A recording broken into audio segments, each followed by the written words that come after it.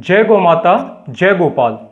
Natural organic farming channel के लिए मैं कृष्णवत्स अयोध्या से आज आपके लिए 5 लेयर फार्मिंग मॉडल की एक पूरी श्रृंखला लेकर आया हूं। यह मॉडल अद्भुत, अविश्वसनीय, अकल्पनीय व अपार संभावनाओं से भरा हुआ गौ आधारित स्वावलंबी कृषि का एक उत्कृष्ट उदाहरण है। यदि आपने सफलतापूर्वक इस मॉडल को धरातल पर उतार लिया तो आप आर्थिक रूप से स्वावलंबी होने के साथ साथ एक स्वस्थ सुखमय जीवन जीने में सफल हो जाएंगे, जिसका कोई मूल्य नहीं है। इस मॉडल के आविष्कारक मध्य प्रदेश सागर जिले के निवासी युवा कृषक वैज्ञानिक आदरणीय आकाश चौरसिया जी हैं, जिन्होंने पिछले वर्ष इस मॉडल से 10,50,000 रुपए प्रति एकड़ की आय प्राप्त कर पूरे कृषि जगत को अचंभित कर दिया है। इस मॉडल की सबसे बड़ी विशेषता यह है कि यह पूर्णतया स्वदेशी व प्राकृतिक संसाधनों से निर्मित गौ आधारित जैविक कृषि मॉडल है।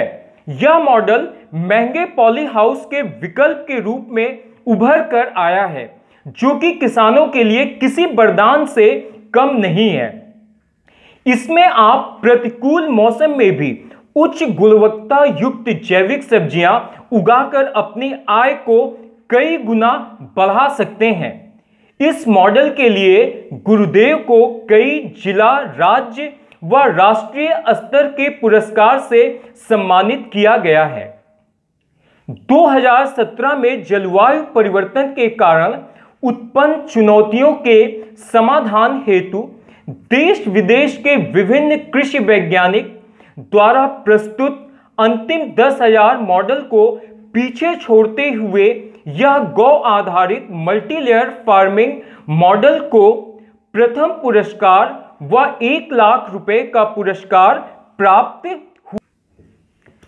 2018 में इस अद्भुत मॉडल हेतु गुरुदेव आकाश जी को प्रधानमंत्री मोदी जी द्वारा सम्मानित व पुरस्कृत होने का गौरव प्राप्त हुआ।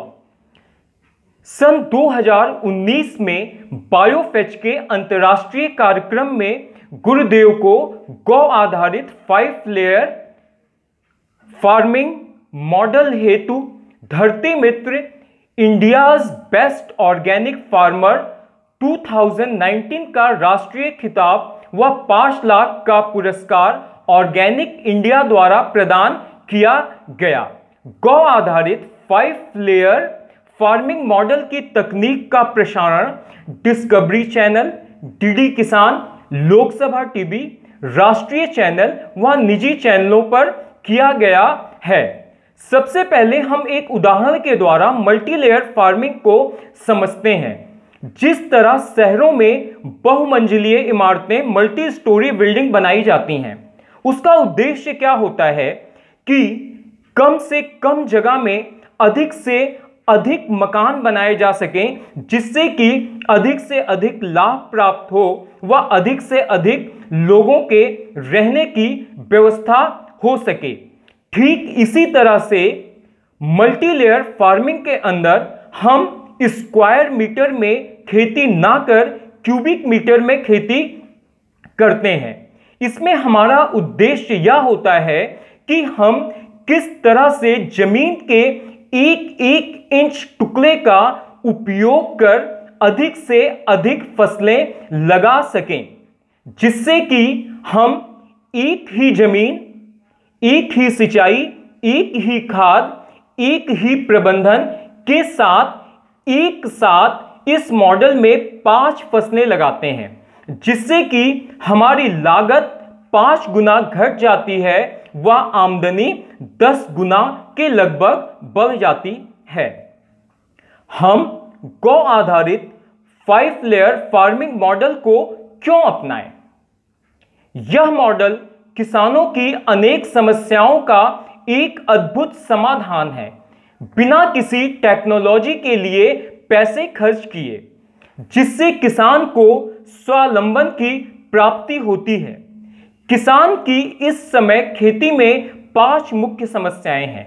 उसकी सबसे पहली समस्या है पानी की। जैसा कि आपको पता है कि आजकल लगातार हमारे अविवेकशील अंधाधुंध पानी के दोहन के कारण लगातार पानी का स्तर गिरता जा रहा है और गर्मी के मौसम में हमें अपनी फसलों को पानी देने के लिए बिल्कुल भी पानी नहीं रहता है, जिससे इस समय भारत के कई हिस्सों में गर्मी में खेती करना संभव ही नहीं हो पा रहा है।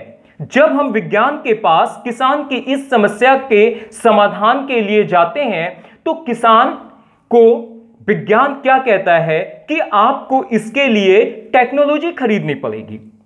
आप ड्रिप इरिगेशन लगा लो, आप माइक्रो इरिगेशन लगा लो। कहने का मतलब कि हमें टेक्नोलॉजी खरीदने के लिए पैसे देने पड़ेंगे।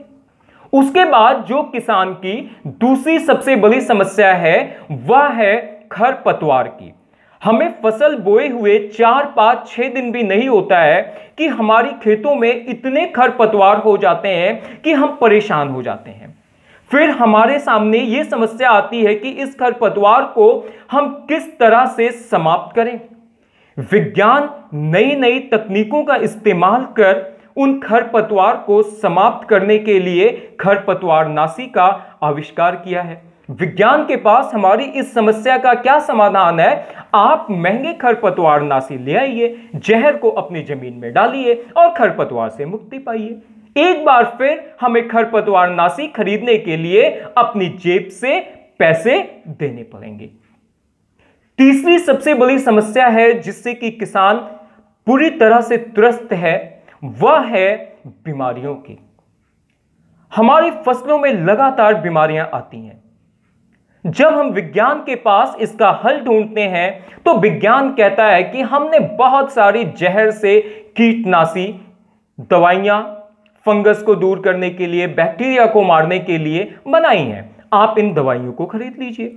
एक बार फिर किसान की जेब से पैसा जाता है, उसके पास और कोई रास्ता नहीं दिखता है, तो वह महंगी दवाइयां ना खरीदे तो खेती करे तो करे कैसे।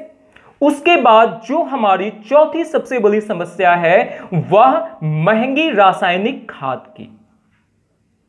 हमारी खादें इस समय बहुत महंगी हो जा रही हैं। यदि हम उन महंगी खादों का उपयोग अपने खेत में नहीं करते हैं तो हमारी फसल का उत्पादन घटता है। विज्ञान कहता है कि अगर आपको फसल का उत्पादन लेना है तो महंगे रासायनिक खादों का इस्तेमाल करना ही करना पड़ेगा। इसके अतिरिक्त हमारी जो फसल का उत्पादन घट रहा है, जब हम विज्ञान के पास जाते हैं, विज्ञान कहता है कि आप हाइब्रिड बीज लीजिए। एक बार फिर हमें महंगे रासायनिक खाद और हाइब्रिड बीज के लिए पैसे देने पड़ते हैं। इसके अतिरिक्त अगर हम ये चाहते हैं कि हम जैविक खादें ले लें जिससे कि हम अपने खेतों में जहर ना डालें, तो एक बार फिर से जैविक खादों के लिए बहुत ही हमें पैसे चुकाने पड़ते हैं, क्योंकि बाजार में उपलब्ध जैविक खादें इतनी महंगी हैं कि रासायनिक खादों से भी महंगी पड़ जाती हैं। कहने का मतलब हर हाल में हमारी जेब से पैसा ही जाता है। इस समय जैसा कि आपको पता है, जनवरी महीने में भी, फरवरी में भी, मार्च में भी, अप्रैल में भी कभी भी बरसात हो जाती है, भयंकर बरसात हो जाती है, ओले गिरते हैं, जलवायु परिवर्तन हो रहा है, जिससे कि किसान को अपूरणीय क्षति हो रही है।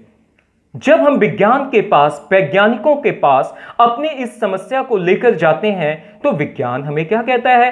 आप पॉली हाउस लगा लीजिए। आप पॉली हाउस लगा लेंगे तो आप इन सभी समस्याओं से मुक्ति पा जाएंगे। कहने का मतलब एक बार फिर हमें टेक्नोलॉजी परचेज करनी पड़ेगी, और टेक्नोलॉजी परचेज करने के लिए हमें, अगर हम 1000 स्क्वायर मीटर में भी पॉली हाउस लगाते हैं तो 12 लाख से 15 लाख रुपए का खर्च आता है। इस तरह से हम कुछ भी करना चाहते हैं अगर अपनी फसल को अच्छा करने के लिए, तो विज्ञान कहता है टेक्नोलॉजी खरीदो और पैसे खर्च होंगे। जैसा कि आपको पता है कि हमारे खेत की जो उत्पादन शक्ति है, फर्टिलिटी है, लगातार घट रही है। इसके लिए हमें अपने खेतों में बायोमास की पूर्ति के लिए गोबर की खाद चाहिए, लेकिन हमें गोबर की खाद मिले तो मिले कहां से? इस समय भारत में लगातार पशुधन घट रहा है। घटता हुआ पशुधन एक बहुत बड़ी समस्या है। हम विज्ञान के पास इसकी समाधान के लिए जब जाते हैं तो विज्ञान कहता है आप संकर नस्ल के पशुओं का पालन करो। जैसा कि कई रिसर्च में भी यह सिद्ध हो चुका है कि संकर नस्ल की जर्सी गायें या अन्य संकर नस्ल के जो पशु हैं उनका गोबर और दूध दोनों लाभ कम और हानि ज्यादा पहुंचाता है। ऊपर की मैंने जो भी आपको समस्याएं बताई, इसमें सबसे बड़ा कारण हमारे खेतों से, हमारे घरों से गाय का ना होना, घटता हुआ पशुधन भी एक बड़ी समस्या है। इस समस्याओं के बाद अभी हाल के वर्षों में जो एक समस्या त्रासदी के तरह किसानों को परेशान कर रही है, वह 7वीं समस्या है आवारा पशु व जंगली जानवर। जब हम विज्ञान के पास इसका हल ढूंढने के लिए जाते हैं तो विज्ञान हमें कहता है इसका हल अगर आपको ढूंढना है तो आप महंगे पॉली हाउस लगाइए या आप महंगी मशीनें लगाइए, झटका मशीनें लगाइए। कहने का मतलब एक बार फिर आप टेक्नोलॉजी परचेज कीजिए, और टेक्नोलॉजी परचेज करने के लिए आपको क्या करना है? एक बार फिर से आपको पैसे खर्च करने हैं। इन सभी समस्याओं के कारण जो सबसे बड़ी समस्या उत्पन्न हो गई है वह क्या है? बढ़ती लागत, घटता उत्पादन, जिससे खेती घाटे का सौदा हो चुका है और किसान आत्महत्या करने को मजबूर हो गया है। कहने का मतलब क्या है कि आज विज्ञान के पास इन सभी समस्याओं का कोई भी सार्थक उपाय नहीं है। आप अगर किसी के पॉली हाउस को देखते हैं, किसी को खेत को देखते हैं, तो वह देखने में बहुत ही मनोहर, बहुत ही अच्छा लगता है।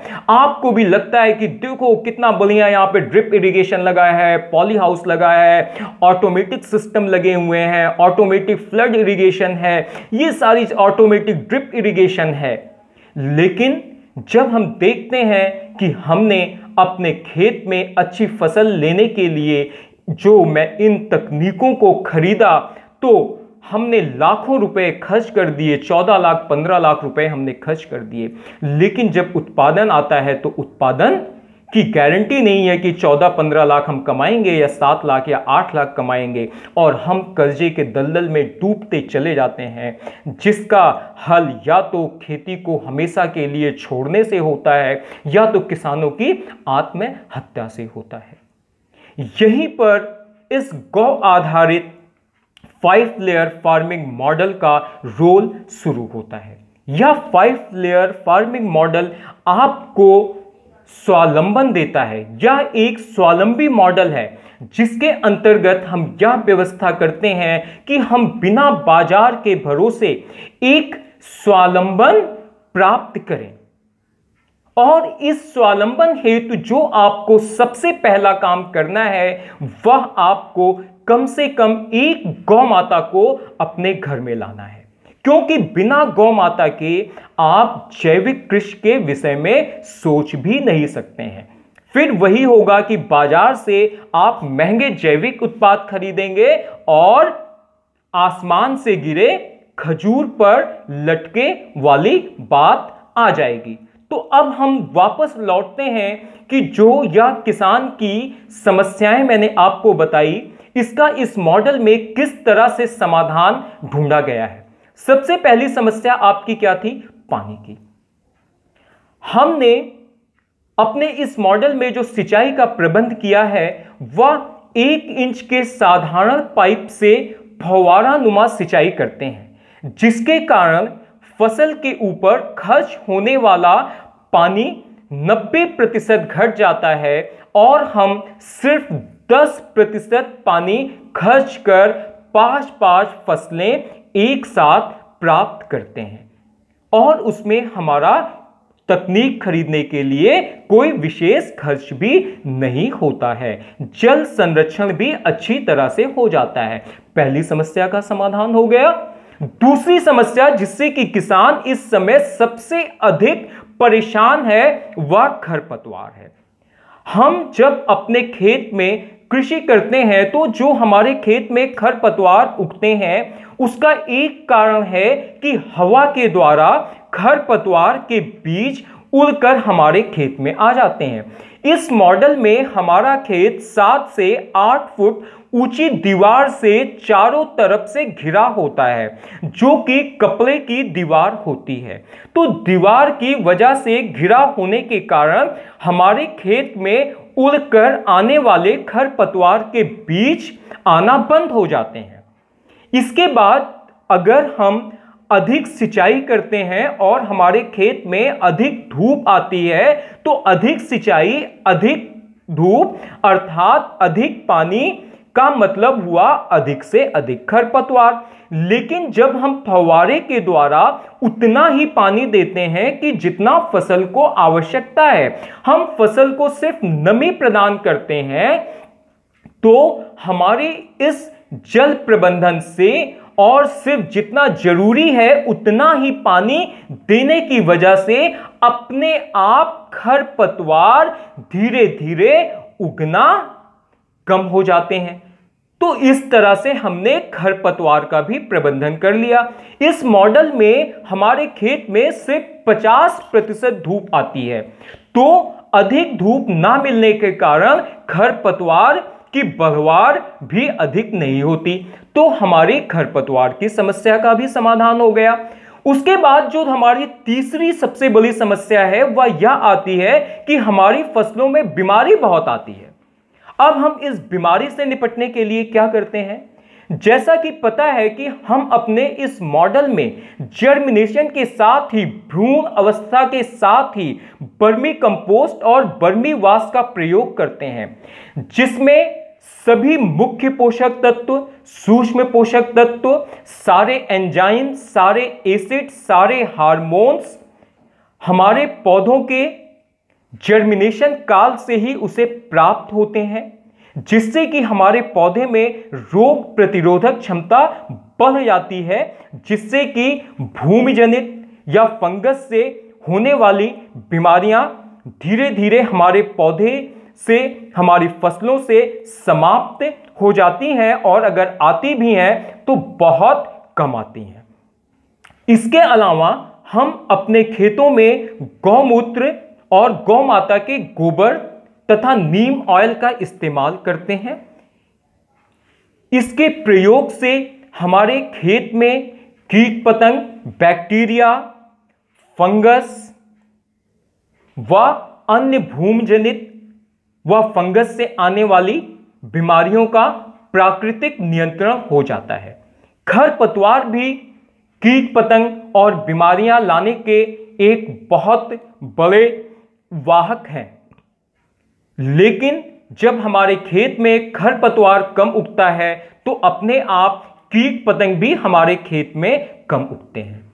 इसके अतिरिक्त हमारे खेत में कीट पतंग जो आने का एक और बहुत बड़ा कारण है वह दूसरे खेतों से उड़कर आने वाले कीट पतंग, क्योंकि जब हमारा पड़ोसी केमिकल का प्रयोग करता है तो उस केमिकल के प्रयोग से घबराकर जो कीट पतंग होते हैं वो उड़कर बगल के खेत में आ जाते हैं। लेकिन जैसा हमने बताया, हमारे इस मॉडल में हमारा खेत चारों तरफ से कपड़े की एक दीवार से घिरा होता है, जिससे कि ये उड़कर आने वाले कीट पतंग भी नहीं आ पाते हैं। सामान्यतः ये उड़कर आने वाले कीट पतंग 7 फुट की ऊंचाई तक ही उड़ते हैं और हमारे खेत की जो चहर दीवारी होती है कपड़े की वह 7 से 8 फुट की होती है। इस तरह से हमारे पास बीमारी का भी हल प्राप्त हो जाता है। हम अपने खेत में महंगी रासायनिक खाद का प्रयोग नहीं करते हैं, हम वर्मी कंपोस्ट का प्रयोग करते हैं। वर्मी कंपोस्ट का जब हम प्रयोग करते हैं तो जो गोबर की सामान्य खाद है उससे कई गुना अधिक शक्तिशाली वर्मी कंपोस्ट हो जाती है, जिससे कि कम गोबर में भी हमें बहुत अधिक पोषण युक्त उत्तम गुणवत्ता की खाद प्राप्त हो जाती है। इस तरह से हमारी फर्टिलाइजर और महंगे रासायनिक की भी समस्या का समाधान हो गया। उसके बाद जो महंगे बीज हैं, महंगे बीज की समस्या से भी किसान परेशान है। महंगे बीज का मतलब हाइब्रिड बीज, संकर बीज। आप जब हाइब्रिड बीज का प्रयोग करते हैं तो उसे अधिक खाद की जरूरत होती है और हाइब्रिड बीज में अधिक बीमारियां भी आती हैं। लेकिन हम अपने इस मॉडल में अधिक से अधिक देसी बीजों का प्रयोग करते हैं। देसी बीज के प्रयोग में रोग प्रतिरोधक क्षमता हमारे पौधे को बहुत अधिक प्राप्त हो जाती है, जिससे कि धीरे धीरे बीमारियां भी खत्म हो जाती हैं। जब हम खेती शुरू करते हैं जैविक खेती, तो शुरुआत के वर्षों में तो हमें कुछ कीटनाशक की जरूरत पड़ती है, लेकिन धीरे धीरे हमारे जब खेत की मिट्टी का ट्रांसफॉर्मेशन होता है उच्च गुणवत्ता युक्त मिट्टी में और हमारे खेत का जैविक कार्बन धीरे धीरे बढ़ता है, तो हमारे खेत में बीमारियां आनी बंद हो जाती हैं और इस तरह से हम महंगी दवाइयों से भी बच जाते हैं। इसके बाद जो समस्या है वह सबसे बड़ी समस्या क्या है? जलवायु परिवर्तन। हमारे इस खेत में इस मॉडल को इस तरह से डिजाइन किया गया है कि जो लू चलती है वह लू भी हमारे खेत में पर्दे की वजह से पूर्णतया अपने भयंकर रूप में नहीं आती है, उसका प्रभाव काफी कम हो जाता है। शीतलहर का भी प्रभाव बिल्कुल काफी कम हो जाता है। इसके अलावा जब ओलावृष्टि या बरसात भी होती है तो हमारा जो यह मॉडल है, मॉडल की जो ऊपरी सतह है, छत है, मंडप की जो छत है, वह 50% धूप आने के लिए खरपतवार से छाया गया है, जिससे अगर पत्थर भी गिरता है तो वह पहले मंडप की ऊपरी दीवार पर गिरता है, फिर हमारी फसल पर गिरता है, जिससे कि इस ओलावृष्टि से भी या तेज बरसात से भी हमारी फसल को नुकसान नहीं होती है। और इसके अलावा हम सिंचाई के द्वारा, फुहारा की सिंचाई के द्वारा और अपने खेत को जो एक वातावरण के अनुकूल वातावरण उपलब्ध करवाते हैं, उसकी वजह से बाहर के तापमान और हमारे खेत के तापमान में 5 से 7 डिग्री का फर्क आ जाता है, जिससे कि हमारी फसल को प्राप्त होने वाला अनुकूल तापमान मिलता है और जिससे कि उच्च गुणवत्ता युक्त हमारा उत्पादन दिन प्रतिदिन बढ़ता जाता है। इस तरह से हम इस जलवायु की समस्या से भी मुक्ति पा लेते हैं। जब हमें जैविक खेती करनी है तो हमें पशुधन की वृद्धि करनी पड़ेगी। तो इस तरह से हमारे जो पशुधन घट रहा है, गौ संरक्षण का भी कार्य शुरू हो जाता है। उसके अलावा जैसा मैंने बताया कि एक बहुत बड़ी समस्या हाल के वर्षों में उभर कर सामने आई है आवारा पशु व जंगली जानवर से। जब हमारे खेत के चारों तरफ दीवार होती है तो कोई भी आवारा पशु या नीलगाय की आंखों के सामने जब एक दीवार होती है तो वह हमारे खेत में प्रवेश नहीं कर पाते हैं। छोटे जीव जंतु भी उस दीवार से हमारे खेत में नहीं आ पाते हैं। इस तरह से जंगली जानवरों और आवारा पशु से भी हमारे खेत की फसलों की सुरक्षा हो जाती है। जैसा कि हमने बताया, इन सभी समस्याओं के कारण खेती की लागत बढ़ती जा रही है और लाभ कम होता जा रहा है। लेकिन हम अपने इस मॉडल में एक ही खेत से एक ही समय में एक ही सिंचाई, एक ही खाद, एक ही प्रबंधन, एक ही मानव श्रम से एक बार में 5 फसलें एक साथ लेते हैं, जिससे कि हमारी लागत घट जाती है और उत्पादन बढ़ जाता है, जिससे कि हमारी आमदनी भी कई गुना बढ़ जाती है। इस तरह से घटती लागत और बढ़ती आय या इस मॉडल से हमें प्राप्त होता है। तो ये हमने जैसा कि बताया कि इस तरह से यह मॉडल गौ आधारित, जैविक, पूर्णतया किसानों को स्वावलंबन प्राप्त करवाने वाला मॉडल है। एक और समस्या है कि आजकल जो जोत कृषि योग्य जमीन है वह घटती जा रही है। इसमें जब हम बहुस्तरीय खेती करते हैं तो हमारी उन समस्याओं का भी समाधान हो जाता है। किसान की इन समस्याओं के समाधान के साथ साथ यह मॉडल भारत की एक सबसे चिंताजनक समस्या, युवाओं का गांव से शहर की ओर पलायन, रोजगार की तलाश, इस समस्या का भी समाधान प्रदान करता है। जब युवा इस मॉडल को अपनाते हैं और उन्हें एक निरंतर और बहुत अच्छी आय होगी, तो फिर वह रोजगार की तलाश में शहर की तरफ जाने का मोह छोड़ देंगे और इस मॉडल को अपनाएंगे, जिससे कि भारत की ज्वलंत समस्या युवाओं का रोजगार की तलाश में शहरों की तरफ पलायन का भी समाधान प्राप्त हो जाएगा। अब हम इसके आर्थिक पहलू की बात करेंगे कि हम 10 लाख की आय कैसे प्राप्त कर सकते हैं। यह इतना आसान भी नहीं है कि आकाश जी या मेरे फॉर्म पर आप आए, कट कॉपी पेस्ट किया और हो गया। गुरुदेव पिछले 8 वर्षों से इस मॉडल पर कठिन परिश्रम करते हुए 10 लाख की फिगर को पार करने में सफल हुए हैं।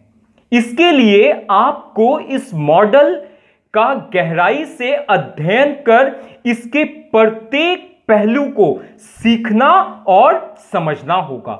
जैविक कृषि एक तपस्या है, प्रकृति की पूजा है, कोई व्यापार नहीं है। कहने का मतलब श्रम आधारित कार्य है। यदि आप सकारात्मक सोच, दृढ़ निश्चय तथा मॉडल के प्रति समर्पण व विश्वास के साथ गौ माता के आशीर्वाद से शुरुआत करते हैं, तो आप कुशल प्रबंधन द्वारा 10 लाख से अधिक की भी आय प्राप्त कर सकते हैं। इस मॉडल में वैल्यू एडिशन व डायरेक्ट मार्केटिंग को सम्मिलित कर आप अपनी आय को लगातार बढ़ा सकते हैं, कई गुना बढ़ा सकते हैं। इस लक्ष्य को कैसे प्राप्त किया जा सकता है, इसे बताने के लिए मैं इस गौ आधारित 5 लेयर फार्मिंग जैविक कृषि मॉडल पर पूरी एक वीडियो की श्रृंखला बना रहा हूं। अगले पार्ट को देखने के लिए चैनल को सब्सक्राइब कीजिए। बहुत जल्दी अगली वीडियो आने वाली है, बेल आइकन प्रेस करना मत भूलिएगा, जिससे आपको नई वीडियो का नोटिफिकेशन तुरंत प्राप्त हो। अगले पार्ट से प्रशिक्षण शुरू। जय श्री राम।